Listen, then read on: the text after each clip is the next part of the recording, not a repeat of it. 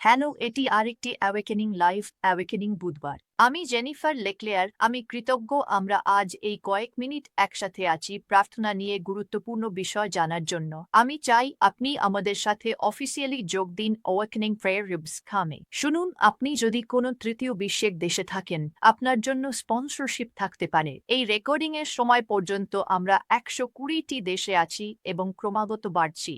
খুব শীঘ্রই আমাদেরকে পৃথিবীর প্রতিটি শহরে পৌঁছাতে হবে। আপনিও অংশ হতে পারেন। অ্যাওয়েকেনিং হাউস অফ প্রেয়ার নিয়ে যান এবং আমরা কি করছি জানুন। আজ আমরা আবারও আমার বই থেকে দেখব দ্য ইন্টারসেসার্স ডিভোশনাল। আর আমি এই বই থেকে শুধু পড়ব না, শেখাবো, আপনার সঙ্গে আরও গভীরে যাব এবং আমি আপনাকে আমন্ত্রণ জানাই আমার ওয়েবসাইট বা অ্যামাজনে দ্য ইন্টারসেসার্স ডিভোশনাল বইটি সংগ্রহ করার জন্য। এটা আপনাকে আশীর্বাদ করবে। আসুন প্রার্থনা করি। পিতা যিশুর নামে ধন্যবাদ, আপনি মহান, আপনি অসাধারণ, মহিমান্বিত, শক্তিশালী, পবিত্র। আপনি আমাদের সবকিছু প্রধান মধ্যস্থ। প্রভু, আজ আমাকে বাকশক্তি দিন এবং আপনার জনগণকে শোনার কান, দেখার চোখ এবং বোঝার হৃদয় দিন। যিশুর নামে আমেন। আজ আমি প্রার্থনার পক্ষপাতিত্ব ভেঙে দেখব। আপনি জানেন, রোমিও 2:11 বলা হয়েছে, ঈশ্বরের কাছে কোনো পক্ষপাতিত্ব নেই।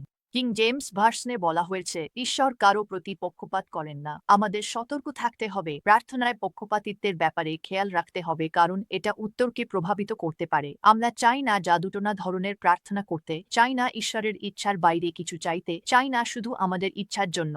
আমরা চাই পক্ষপাতিত্ব ছাড়া, কারো প্রতি বিশেষ সম্মান ছাড়া প্রার্থনা করতে। আপনি যাকে অপছন্দ করেন তার জন্য প্রার্থনা না করা ঠিক নয়। এটা পক্ষপাতিত্ব। তারা যেমনই হোক, আমাদের দায়িত্ব প্রার্থনা করা। শুনুন, আমি ভ্যানিলা আইসক্রিম চকলেটের চেয়ে পছন্দ করি, ডার্ক চকলেট হোয়াইট চকলেটের চেয়ে পছন্দ করি, অ্যাডিডাস নাইকির চেয়ে পছন্দ করি, ফিলে মিনিয়ন এসকারগোর চেয়ে পছন্দ করি। আমার পক্ষপাতিত্ব আছে, কিন্তু এই পক্ষপাতিত্ব আমার মধ্যস্থতায় প্রভাব ফেলে না। আমি বলেছি, এই পক্ষপাতিত্ব আমার মধ্যস্থতায় প্রভাব ফেলে না। এগুলো প্রযুক্তিগতভাবে পক্ষপাতিত্ব, কিন্তু ক্ষতিকর নয়। কিছু পক্ষপাতিত্ব একেবারে ব্যক্তিগত, আপনার নিজের পছন্দ, আবার কিছু পক্ষপাতিত্ব ক্ষতিকরও হতে পারে।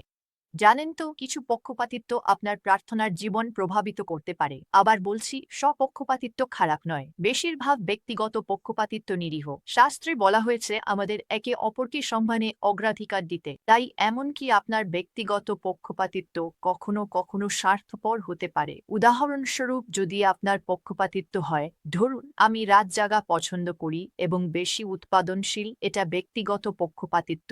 যদি আপনার পক্ষপাতিত্ব হয় আমি ঘরে 60 ডিগ্রি তাপমাত্রায় ঘুমাতে পছন্দ করি, তাহলে সেটা ঠিক আছে যতক্ষণ বাড়ির সবাই রাজি থাকে। কিন্তু কিছু পক্ষপাতিত্ব খারাপ এবং কিছু পক্ষপাতিত্ব আপনার মধ্যস্থ প্রার্থনাকে অশুভভাবে প্রভাবিত করতে পারে। তাই পক্ষপাতিত্ব হল একটি নির্দিষ্ট প্রবণতা, ধারা, ঝোঁক, অনুভূতি বা মতামত। আমি এটা আবার পরে শোনাব। একটি পক্ষপাতিত্ব হল একটি নির্দিষ্ট প্রবণতা, ধারা, ঝোঁক, অনুভূতি বা মতামত। শুনুন, বিশেষ করে যেটা পূর্বধারণা বা অযৌক্তিক। শুনুন, কোনো সামাজিক গোষ্ঠীর প্রতি অযৌক্তিকভাবে শত্রুতাপূর্ণ অনুভূতি বা মতামত। অর্থাৎ এটা হলো এক ধরনের কুসংস্কার। এবং আমরা এটা ডিকশনারি খামেও পাই। গবেষণায় দেখা গেছে বেশিরভাগ পক্ষপাতিত্ব অজান্তেই ঘটে। আমাদের মস্তিষ্ক এমনভাবে গঠিত যে চেনা ধরন খুঁজে পেতে ও সেগুলোর প্রতি সাড়া দিতে পারে, কিন্তু এটা ছকে বাঁধা ধারণায় পরিণত হয়। আমি বলেছিলাম, এটা ছকে বাঁধা ধারণা হতে পারে। কিছু ছকে বাঁধা ধারণা নির্দিষ্ট কারণে গড়ে ওঠে, অনেক ছকে বাঁধা ধারণা একেবারেই অযৌক্তিক। এটা হলো সবাইকে এক রঙে রাঙিয়ে দেওয়া। যেমন কেউ কেউ বলে যারা জিভে কথা বলেন তাদেরকে শয়তানি বলে মনে হয়, কারণ তারা বলে জিভে প্রার্থনা করা নাকি শয়তানি ব্যাপার। তাহলে আপনি পুরো, মানে খ্রিস্টের দেহের বিশাল একটা অংশকে শয়তানি বলে দাগিয়ে দিচ্ছেন। এটা মোটেও ভালো ছকে বাঁধা ধারণা নয়। এটা সত্যি নয়, তাই তো? আর তাই আপনি ব্যাপারটা ধরতে পারছেন। একটা পক্ষপাতিত্ব আসলে অবচেতনভাবে আসে। আপনি সম্ভবত এটা শিখেছেন আপনার আশেপাশের মানুষদের থেকে, যেমন ধরুন বর্ণবাদ শেখানো হয়। বর্ণবাদ জন্মগত নয়, বর্ণবাদ শেখানো হয় তাই। আমার বাবা মা আমাকে কখনো বর্ণবাদী হতে শেখাননি, তাই আমি কখনো বর্ণবাদী ছিলাম না। কিন্তু কিছু বন্ধু ছিল যারা বর্ণবাদী, তারা বেশিদিন বন্ধু ছিল না। ব্যাপার হলো, আপনি সহজে সেই পক্ষপাতিত্ব ধরতে পারেন না, নইলে প্রত্যাখ্যান করতেন। আপনি এটাকে খারাপ বা ভুল বলে ভাবেন না, পছন্দ হিসেবে দেখেন।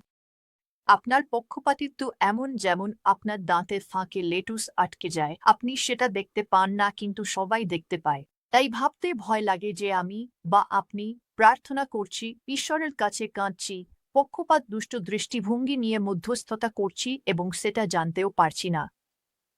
এটা ভয়ঙ্কর একটা চিন্তা। এটা ভয়ঙ্কর একটা চিন্তা। এখানে মূল সমস্যা হলো, শুনুন, এটাই সমস্যা। কি আসে যায়? পক্ষপাতিত্ব আপনার দৃষ্টিভঙ্গিকে ঝাপসা করে, এটা আপনার উপলব্ধিকে ঝাপসা করে। আপনি এমন ফিল্টার দিয়ে প্রার্থনা করছেন যা ঈশ্বর দেননি। আপনি এমন লেন্স দিয়ে দেখছেন যা দিয়ে দেখার জন্য ঈশ্বর ডাকেননি।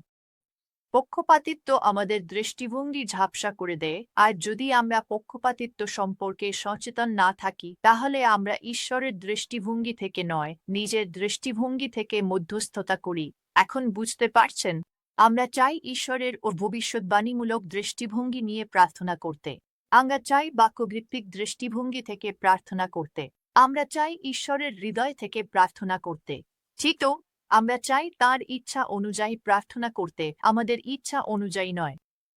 আমরা চাই, শাস্ত্রে লেখা আছে, আমার চিন্তা তোমাদের চিন্তার চেয়ে উচ্চতর। ঈশ্বর বলেছেন, আমার চিন্তা উচ্চতর, আমার পথ উচ্চতর। আমরা চাই তার চিন্তা নিয়ে প্রার্থনা করতে। আমরা চাই তার পথ অনুযায়ী প্রার্থনা করতে। আমরা কি ভাবি হওয়া উচিত বা যেভাবে নয়। আপনি কি কখনো আপনার বন্ধুকে বলেছেন, আচ্ছা, যদি আমি হতাম আমি এভাবে করতাম না? আচ্ছা, কে আপনাকে বিচারক বানিয়েছে? হয়তো আপনি এভাবে করতেন না, হয়তো তারা যেভাবে করছে সেটাও ভুল, কিন্তু অনেক সময় আমাদের চুপ থাকা ভালো, কথা বলার চেয়ে কখনো সেই ব্যক্তির জন্য প্রার্থনা করা উচিত। ভিন্ন বার্তা। শুনুন, যিশু বলেছেন আমরা দায়ী। এটা একটা ভয়ের কথা, ভয়ের এক শাস্ত্রবাক্য। আমরা আমাদের বলা প্রতিটি অকাজের কথার জন্য দায়ী। তাহলে আপনি কি মনে করেন না আমরা পক্ষপাত দুষ্ট মধ্যস্থতার জন্য বা পক্ষপাতের কারণে কারো জন্য প্রার্থনা না করার জন্য দায়ী? আমি ওদের পছন্দ করি না, ওদের জন্য প্রার্থনা করব না। শুনেছি অমুক দিদির কিছু সমস্যা আছে, কিন্তু ঈশ্বরের কৃপায় উনি তো কখনো আমার সঙ্গে কথা বলেননি, তাই আমি এটা ভুল। শুনলে একমত হবেন, বলবেন ভুল, কিন্তু আপনি কি কখনো এটা করেন? জানেন না। এটা কি এতটাই অজান্তে হয় যে আপনি টেরই পান না? আমাদের উচিত পক্ষপাতিত্বকে বুলিদের মতো সামনে আনা। আমাদের পক্ষপাতিত্ব চায় যেন তাদের কণ্ঠস্বর আমাদের জীবনে ঈশ্বরের কণ্ঠস্বরের চেয়েও জোরালো হয়। ঈশ্বর কেবল সত্যের পক্ষেই থাকেন, অন্য কিছু নয়। তার পক্ষপাত মানে সত্য, ঠিক তো? যাকব ১:২। আমার ভাইয়েরা, আমাদের মহিমার প্রভু যীশু খ্রিস্টের বিশ্বাস পক্ষপাতিত্ব নিয়ে ধারণ করো না। দেখুন, আমরা কাদের জন্য প্রার্থনা করব সেটা আমাদের হাতে নেই। মানে আমাদের ইচ্ছা শক্তি আছে, আমরা চাইলে যেকোনো কারোর জন্য প্রার্থনা করতে পারি, কিন্তু যদি সত্যিকারের কার্যকর মধ্যস্থতাকারী হতে চাই তাহলে কাদের জন্য বা কিভাবে প্রার্থনা করব সেটা আমাদের ইচ্ছা নয়। আমাদের মধ্যস্থতায় পবিত্র আত্মার নেতৃত্ব মানতে হবে। আপনি ঈশ্বরকে জিজ্ঞাসা করুন, আমরা প্রার্থনা করি যেন ঈশ্বর পক্ষপাতিত্বের মূল প্রকাশ করেন। দয়া করে ওয়েকেনিং প্রেয়ার হিবস খামে আমাদের সঙ্গে যোগ দিন। এটা কমিউনিটিতে যুক্ত হওয়ার এবং প্রশিক্ষণ নেওয়ার দারুণ সুযোগ। আমরা বিশ্বজুড়ে আমাদের প্রার্থনা পরিবারে যোগ দিন। মাসিক প্রশিক্ষণ সহ আরও সুযোগ পাবেন। তাই ওয়েকেনিং প্রেয়ারশিপস খামে গিয়ে দেখে নিন। আপনি যদি আমাদের আন্দোলনের সাক্ষ্যগুলোর পুরো ভিডিও দেখতে চান, যেখানে মানুষজনের জীবন বদলে গেছে শুধু যোগ দেওয়ার মাধ্যমে, চান ওয়েকেনিং প্রেয়ারশিপস খাম হেরো। আমিন। তাই পিতা যিশুর নামে আমরা চাই না আমাদের মধ্যস্থতা পক্ষপাত দুষ্ট হোক বা আমাদের নিজস্ব পক্ষপাতের কারণে নির্দিষ্ট বিষয় বা মানুষকে বেশি গুরুত্ব দিন। প্রভু, সব পথেই নেতৃত্ব দিন। আপনি কি আমাদের পক্ষপাত দেখাবেন যাতে আমরা অনুতাপ করতে পারি? প্রভু, আপনি কি আমাদের পক্ষপাত উপড়ে ফেলবেন, যা আমাদের মধ্যস্থতাকে কলুষিত করে? আমরা চাই সব পথেই আপনি সন্তুষ্ট থাকুন। আজ আমাদের সাহায্য করুন যেন আমরা পক্ষপাত বুঝতে পারি। প্রভু, আমাদের সাহায্য করুন যেন আমরা সহজে না বলি, আমার কোনো পক্ষপাত নেই, হয়তো নেই, কিন্তু থাকতে পারে, আর আমরা চাই না এমন কিছু থাকুক যা আমাদের প্রার্থনায় বাধা দেয়। ধন্যবাদ, আজ আপনি আমাদের পক্ষপাত দেখিয়েছেন ও কাটিয়ে উঠতে সাহায্য করছেন। আপনার বাক্যের মাধ্যমে আমাদের মন নতুন করছেন। যিশুর নামে আমেন। অয়েকেনিং প্রেয়ার হাবস অ্যাপ ও এই প্রার্থনা সম্পর্কে বলো। আমি তোমাকে ভালোবাসি। একটা সাফল্যময় দিন কাটাও। সারা বিশ্ব এখন সংকটে, আর সময়ের চিহ্নগুলো দ্রুততর হচ্ছে। আমরা ইতিহাসের এক গুরুত্বপূর্ণ সন্ধিক্ষণে আছি, আর শত্রু জানে তার সময় খুব কম। কিন্তু 2007 সালে ঈশ্বর আমাকে মধ্যরাতে জাগিয়ে তুলেছিলেন এবং আমার হৃদয়ে কথা বলেছিলেন তৃতীয় মহাজাগরণের বিষয়ে। এখন আমরা আগের যে কোনো সময়ের চেয়ে আরও কাছাকাছি পৌঁছে গেছি। এই কারণেই আমি 1 মিলিয়ন পুনর্জাগরণস্ক মধ্যস্থতাকারীকে আহ্বান জানাচ্ছি যেন তারা আমার সঙ্গে স্বর্গের কাছে আবেদন জানায়। আমি অবশিষ্ট প্রার্থনা যোদ্ধাদের একত্রিত হতে আহ্বান জানাচ্ছি যেন আমরা একসঙ্গে ওই অন্ধকার প্রতিহত করতে পারি যা আমাদের গির্জা, পরিবার, জাতিতে অনুপ্রবেশ করছে।